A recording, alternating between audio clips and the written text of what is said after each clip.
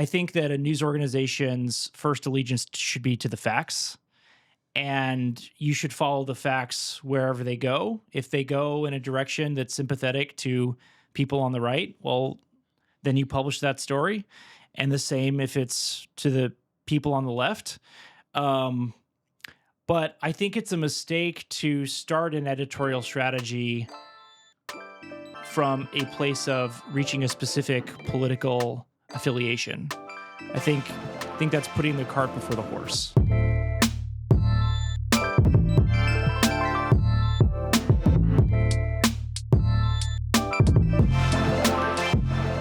And we're here with Ben Mullin, the New York Times lead media reporter, or I think of you as the lead media reporter. Maybe We have no lead. there's no There's okay. no lead. In out of scope, you are the New York Times lead media reporter. Great. I'm the lead media reporter on this podcast today. 100%. Thank you for being here. I appreciate it. I'm so glad to be here. So Ben, I'd love to start with a little bit of your bio. Can you tell us a little bit about your early career and how you made your way to the New York Times over the last 10 years or so? Very briefly, failed doctor, thought I was going to do that, was not good enough at chemistry. You don't want a mediocre doctor operating on people. So I scrapped that, was doing journalism the whole time. And I ended up getting into media reporting because my junior year, the student newspaper was $40,000 in debt. This was news to me.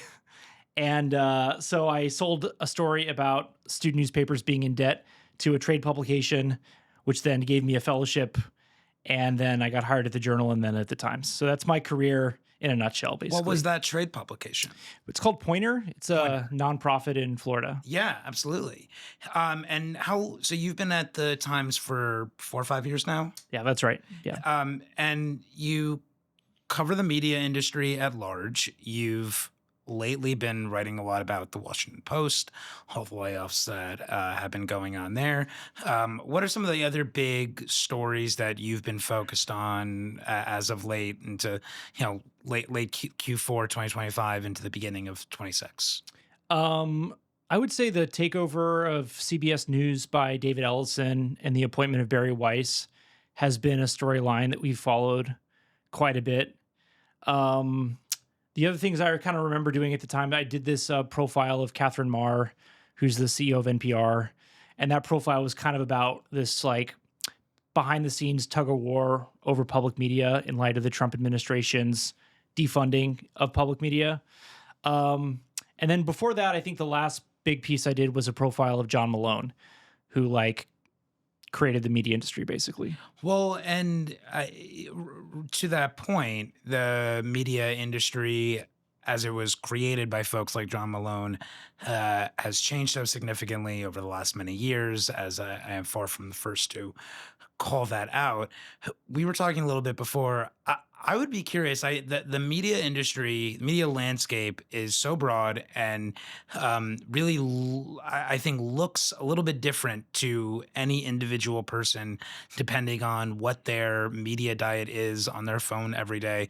I'll tell you a little bit about my media diet and how I sort of look at the world.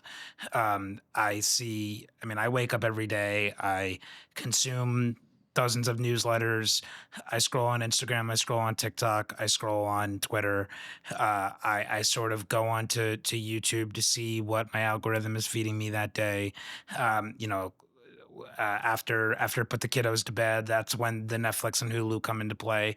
But it's a very complicated and a wide array of channels and platforms and formats to be paying attention to every day. It's far from the early days of CBS, NBC, and ABC running the media world. I'm curious. I'm curious how you view that shift and your perspective, what your media diet looks like, and how you see all these players in context with one another. That's a great question. I mean, for me, my professional media diet is just triage because there's stuff that I just have to consume first, like my email and Slack and all the other apps that we use for work. And then when I have some leisure time, usually what I'll do is I'll find a public figure that I'm interested in or that I like, and I'll just like search their name on like Spotify and find a podcast with them, and then just binge the podcasts that they do. Um, so yeah, I would say it's kind of like a disaster. And then in the times that I actually have time, leisure time, I'll do something like this. I'll listen to something I really like. What is okay? I want to hear about um. What podcast do you listen to? Both news related podcasts and non news related podcasts. My favorite podcast is the Fresh Air Archive. And basically, it's like all of the interviews that Terry Gross has done for like the last 40 years. And she's basically interviewed every famous person that you could think of. So you can just like plug the person's name into there and you can like listen to the best person in the world interview them. So I really like that. And then lately I've been like listening to a lot of interviews with George Saunders. So I just like plug in his name because he has a book coming out and I just like listen to a bunch of interviews with him. I guess I for work purposes, I should say the Daily. But I also like listen to the Journal podcast. I listen to Up First, which is the NPR news podcast. So it's basically, like I said, kind of like triage. And how do you view the state of, looking at organizations like NPR and the Journal and the New York Times? How do you view the state of journalism?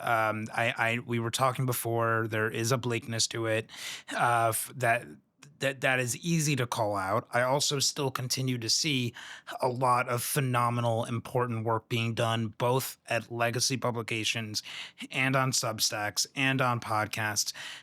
There's certainly a feeling in the room that a lot of the I'm going to borrow the phrase that you used, power to the people, power on the pressure, that is worth keeping an eye on and keeping in check.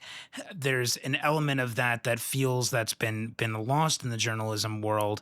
How do you feel about the future of the industry? What would your message be to journalism students today who are still looking to make a career in that field? I wrestled with this question a lot, basically between August and December, because I had a speech to make in California at the end of the year, basically. And I thought for a long time about what to say because I didn't want to sugarcoat the situation because there were students there and professionals, but I also didn't want to say something that would want to make people like leave the room and kill themselves.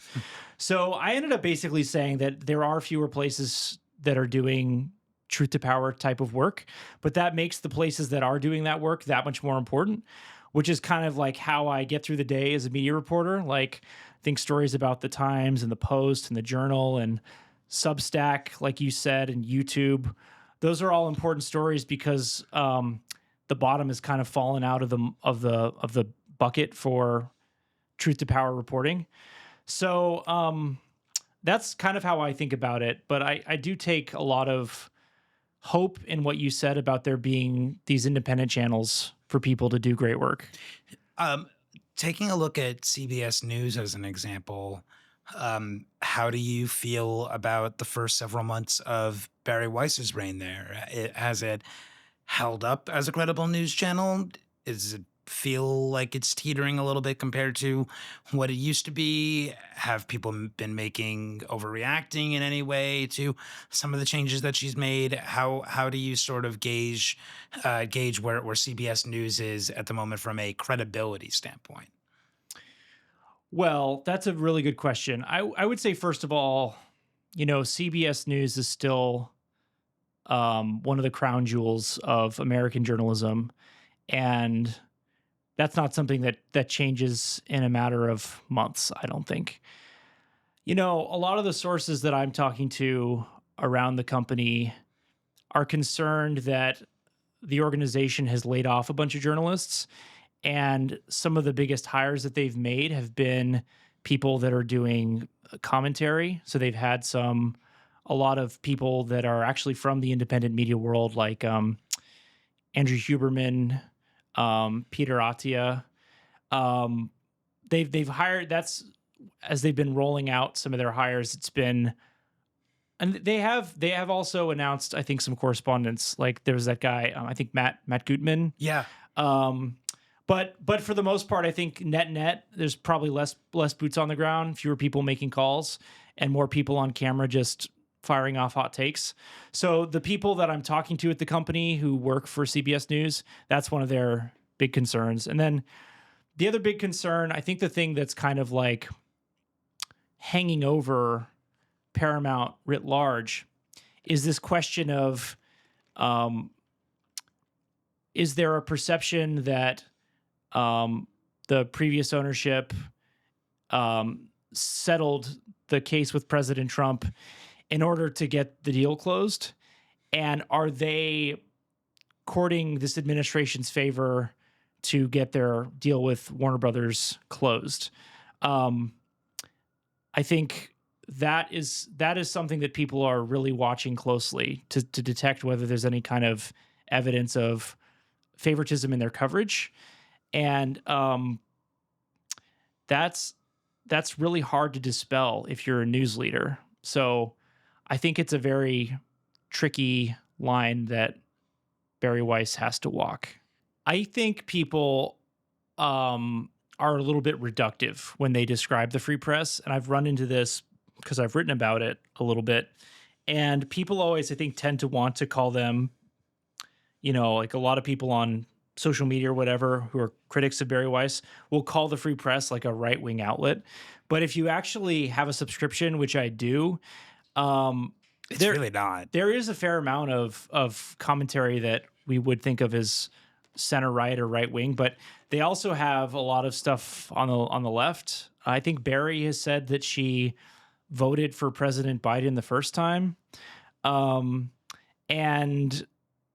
I think it resists easy classification, the free press.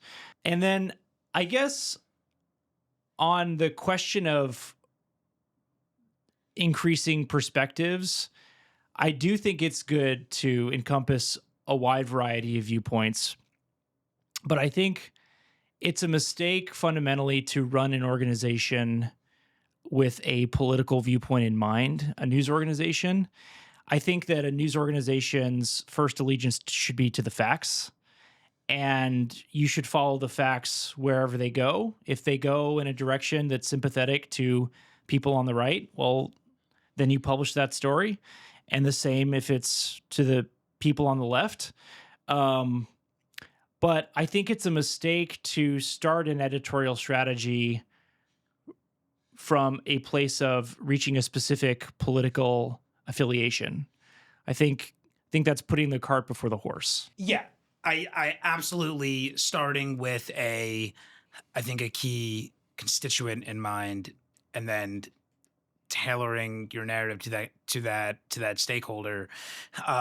It doesn't breed. I don't think it yields what is best on the journalism side of things. Um, I guess my fear is, are there a lot of people left who, like, I'm not sure that I have the ability with AI and the narrowness of my algorithm and what it provides me and what it gives me every day. I'm starting to doubt myself if I'm able to be objective about what's fact and and what's not. I'm curious how you navigate that, because there are plenty of things that people tell you that seem true and aren't true, or you see something and you read something on Twitter that seems true and it's not. How do you mitigate with that? That's a good question. I really do think that the reporting process kinds of wrings out a lot of partisanship if you do it right, because you'll get a tip and then you'll make calls on it and you'll figure out if it's true or not, and then you'll call the person who the article is most going to infuriate and you get them to respond. And it requires a certain amount of discipline and willing to walk away from stories that aren't true, which I've done a lot, and it's, it can be disappointing, but obviously better to have a story you can stand behind than a story that nobody believes in. So I really do think that regardless of whether you start from a partisan point of view, if you do your job right as a reporter, as an editor, you're going to get to the right place 10 times out of 10. To that end, I'm curious what your relationship with people like us is like, with PR folks. So obviously, a lot of people coming to you with their own agendas. They have clients, they have narratives, they have priorities. What is your relationship like with PR people generally, and how do they fit into your day to day job?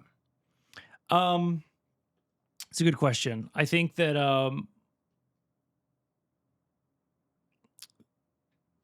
I think it's really hard out there for people in public relations right now, because of some of the trends we were talking about, all of the consolidation of the media industry. And I think one of the side effects of that is that we are all under a lot of pressure on the news side to publish investigative work, stories that are exclusive, that maybe aren't tailored by the companies that we cover, because that's what we think has the highest value. And so a lot of my work, especially in recent years, has been trying to kind of like put my head down and narrow my aperture and focus on developing sources inside the company that I cover, and relying less on things that I might get from, people on the comp side. That being said, I think I remember listening to Mike Sikanolfi, who is the WSJ's investigative editor Mm, behind the Theranos investigation. And as you probably have run into it, like there's a lot of reporters who are dismissive of public relations people. You see people being nasty on Twitter and on LinkedIn all the time, and condescending to the people that are they have their own jobs to do, but they're also trying to help you with your job. Anyway, Mike Sikanolfi was like, why would you alienate the people that know everything at the company that you're covering? Like the chief communications officers, the crisis communication specialists, the chief marketing officers. Those are those people are all sitting on the executive leadership meetings. They're all talking to the principal that you cover. They know, for lack of a better phrase, where all the bodies are buried. So if you treat that person with contempt, like that's not a good way to like behave just generally as a person, but also like why would you alienate the person who knows everything, you know? I have found over the years that the best reporters and journalists, as well as the best PR and communications people, have a lot of self awareness on all sides of the coin when it comes to the PR journalism dynamic. Uh, I certainly understand that not every pitch my clients want to send me are emails that every reporter they want me to put in front of wants to get. I understand that, and I approach my job accordingly. Um, Journalists understand, the good ones, I think, understand that what you just said, which is we do have a certain advantage to understanding what's going inside a company, um, and it's and having a good relationship with brands and the and the people within those brands is only advantageous. It's not there's no negative to having a good relationship. On the contrary, there's very bad things, very bad consequences if you are not able to, if you're a reporter covering Apple and you don't have a good relationship with Apple, that's pretty tough. And I think, Does anyone have a good relationship with Apple? oh, that, it's funny that I chose that as an example.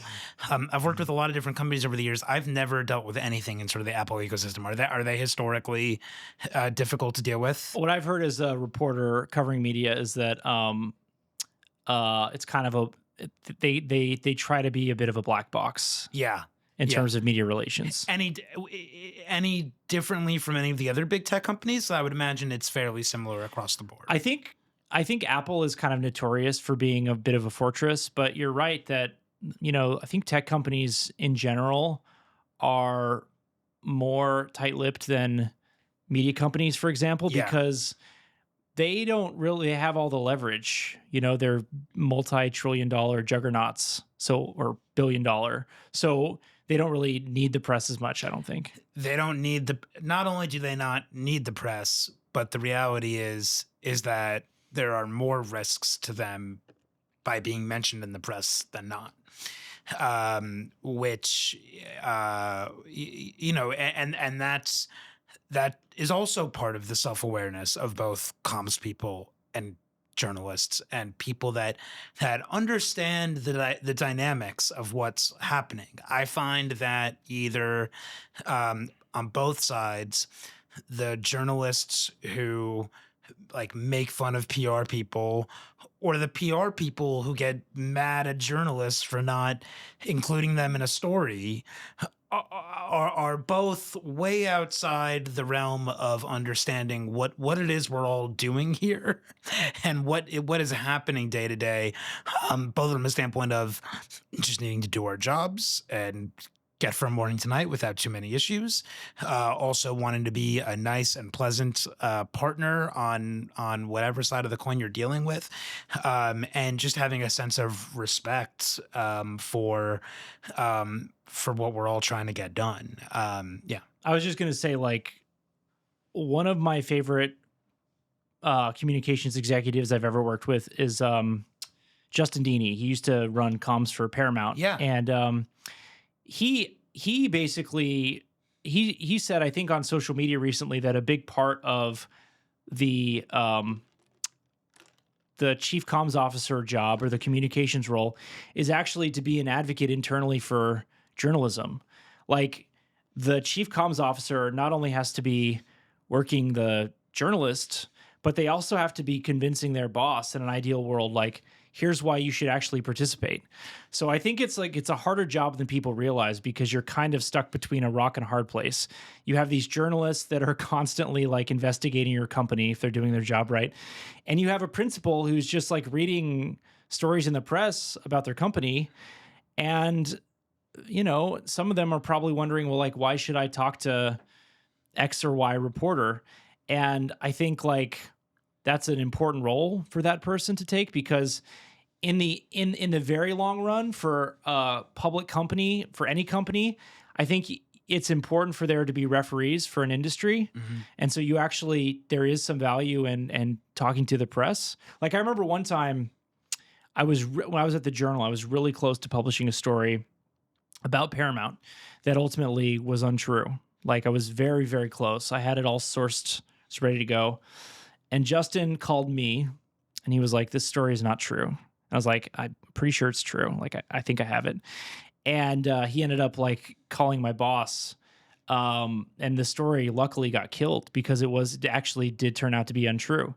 But but like, you kind of like as a comms exec, I think you need a relationship with the people covering your company in those moments, and you also need to be an advocate on the other side. That's actually a really great point because you are right that so often many of the executives that I work with, if I'm working with an executive who maybe has not done a lot of press in the past and doesn't really have an understanding of how it works, what most reporters are like, what kinds of questions they ask, how they approach interviews. Oftentimes, one of the first questions I'll get is how do I navigate, a gotcha question, or if they come in really hot with a series of, investigative questions. And I always have to be like, this is just a relationship introductory kind of call. No one's looking to go after you. Now, obviously, yes, to your point, good reporters doing their jobs are investigating companies, understanding what's working and what's not, all of those things. But there is certainly a general intuition from a lot of executives who aren't familiar with how the press works and um, the uh, the the natural disposition of reporters isn't to go into a room and start screaming questions at you that you are unprepared to answer. It's to the point you said before of everyone's wanting to have a good relationship and develop develop a good synergy with Well, one another. I think it depends on the context. Like sometimes the reporter is going to be coming into a room and screaming questions, not screaming, but they will be putting you in the hot seat. Um, but that doesn't necessarily preclude getting to know them as a person before you have to have that really tricky conversation, Of you course. know? And I think that's the point that I always try to make to executives is that inherently reporters aren't out to get you or put you in a bad spot, unless of course you've done something that warrants you being put in a bad spot. Yeah. But that's not the goal of every reporter when they walk into the room. Yeah. Yeah. No, I mean, I totally agree with what you said. I mean, I mean, it seems like part of your thesis at this firm is what I've heard like other comms executives like Lulu Miservi talk about, which is like Going direct. going direct. Is that kind of the idea here? Like as the media consolidates, you need your own way to reach people. That's exactly right. And Lulu is someone that I worked a long way back when she was at Activision, and had many of these conversations with her back then. Going direct, social media, newsletters, podcasts, we're all talking about the same thing, sort of using different words and phrases. I think at the heart of it is instead of exclusively relying on third party media to talk about your brand and capture your story in the way that you want your story to be talked about, that way of the world is not over, but it serves a different role in the world of marketing and awareness and influence. And the reality is, whether you describe it by going direct or as we just call it, making content, that is the most effective way for brands today to get their story out there, to reach and engage any set of stakeholders. Sometimes it's media, and sometimes it's investors, and sometimes it's employees. At WPP, we worked on Spotify's global internal newsletter that went out to many thousands of employees every week, that you might not intuitively think is a hugely important piece of collateral because it's not necessarily external and public facing. But that's the kind of content that is hugely important to getting buy-in from your internal team and your internal stakeholders, and getting them to be ambassadors for your brand out in the real world. So whether it's employees, media, investors, partners, we're in the business of creating the right content for all of those audiences. And sometimes that exists in the way of a newsletter or a podcast. Sometimes it lives as a dinner or an event. Sometimes it lives as a cup of coffee out in the world. It's digital content and it's physical content. We're trying to help brands figure out their strategy to supplementing traditional earned media with a new approach to brand and reputation. Yeah. Yeah. So when are we going to see this like on a Super Bowl ad? Man, I was is that too old media for you? It is not too old media for me. I was actually thinking a lot about this over the weekend, naturally, because it was the Super Bowl, and there's always all this talk every year about the value of the Super Bowl ad, and is it worth $8 million? How could it be worth $8 million? Who would pay $8 million?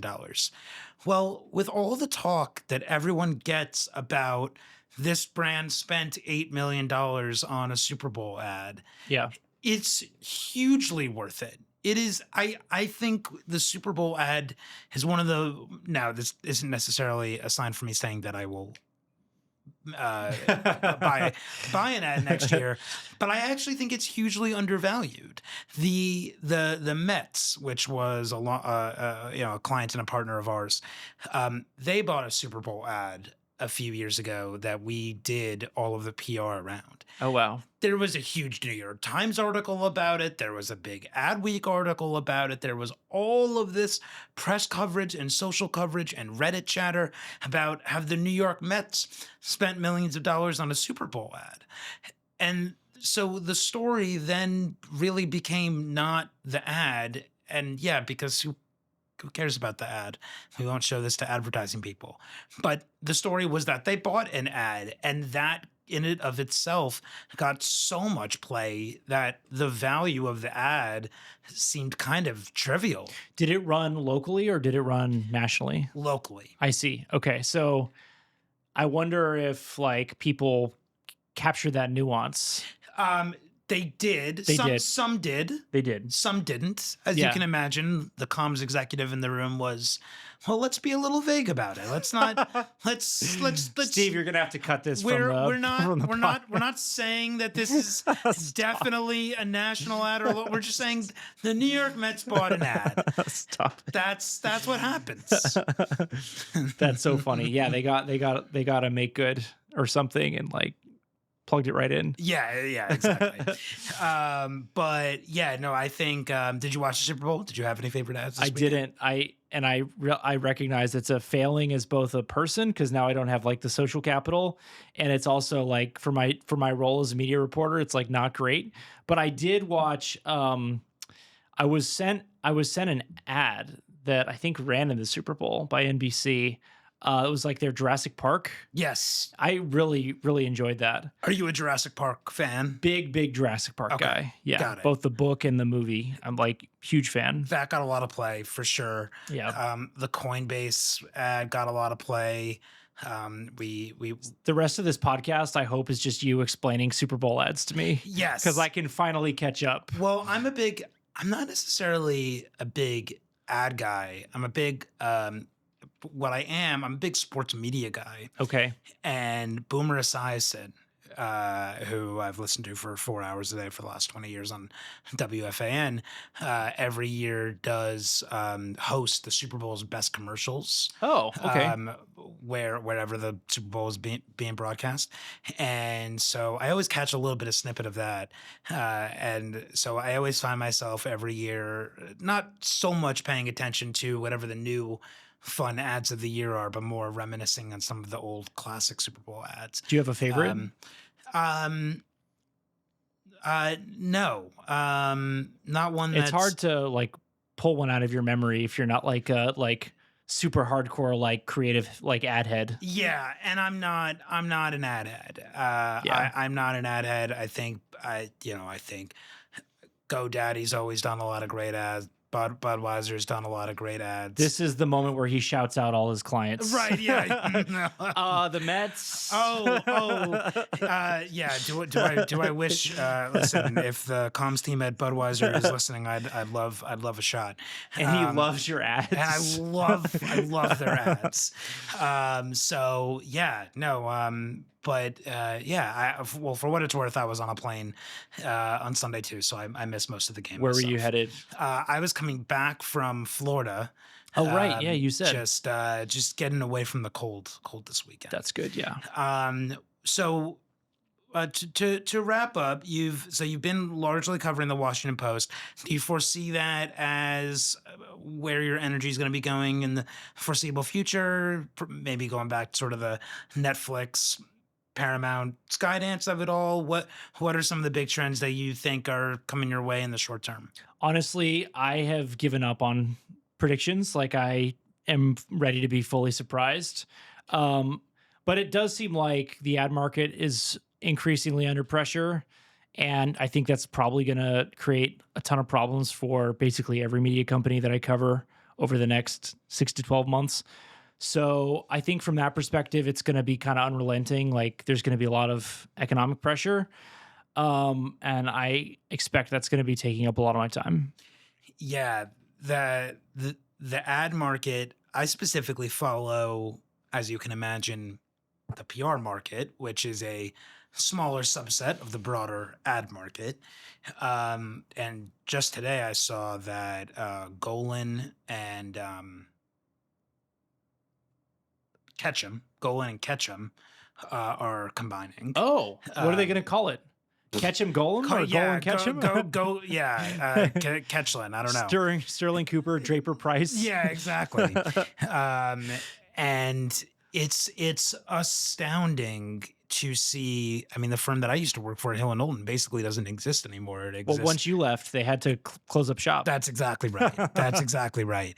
And it's been fascinating to see the consolidation in this industry, because while it does feel like there's a lot of turbulence in the advertising market right now, I also see a lot of boutique smaller players having a lot of success and getting their foot in the door and establishing a part of the market, because the reality is a lot of brands don't need to spend 10x the budget they've historically spent on to create commercials and big marketing campaigns. That's why you see a lot of the boutique players like ourselves, Yeah. growing and doing what we're doing. What's your dream client? Like I had it. personal comms for like, I don't know.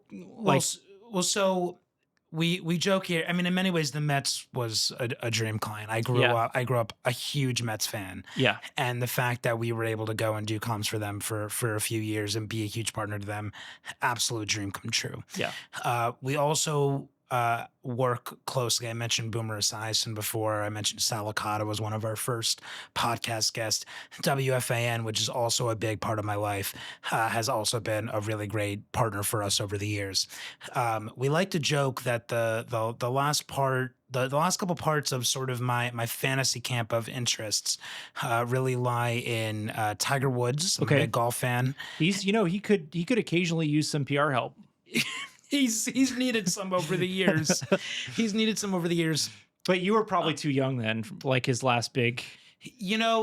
I mean, I remember so vividly because he was my mentor growing. He was truly my role model growing up.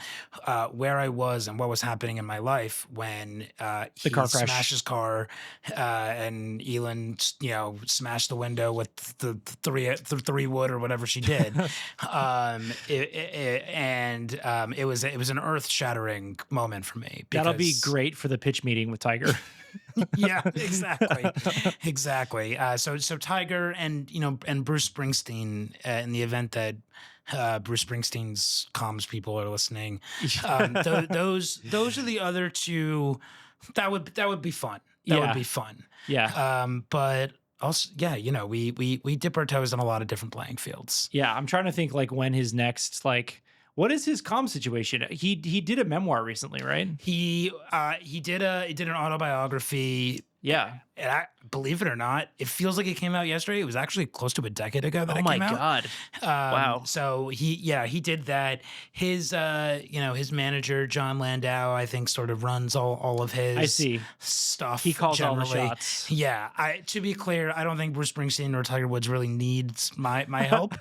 Don't sell yourself short, man. But it would be fun to find a way to work with them. Do you have people that are dream profiles of yours that you'd like to cover? I found an excuse to do one last year. I conceived a way to interview the novelist Jim Butcher. Okay. Who's like my favorite novelist. And he spoke a little bit about his personal struggles in a public forum. And I was like, maybe there's a story there. So I ended up just asking him if I could interview him. And he had a book coming out in like 6 months or so. So I went out to Colorado and interviewed him for like 5 or 6 hours at his house. That was like a dream come true. And then George Saunders, the writer, had a book come out I think literally 2 weeks ago. And I thought about interviewing him. But what I realized was after reading his book, that I didn't really that the forum or the venue that I could provide wouldn't really be a fit for what he was trying to talk about. So I ended up scrapping that. But so I would say if I ever end up getting into a situation where I'm writing about books and literature, he would be my white whale. Cool. Yeah. Well, I'm excited to read it. Thanks so much. Thanks for having us. Thanks for coming on the podcast. I really appreciate you. Thanks for having me, man. Stay warm. Thank you.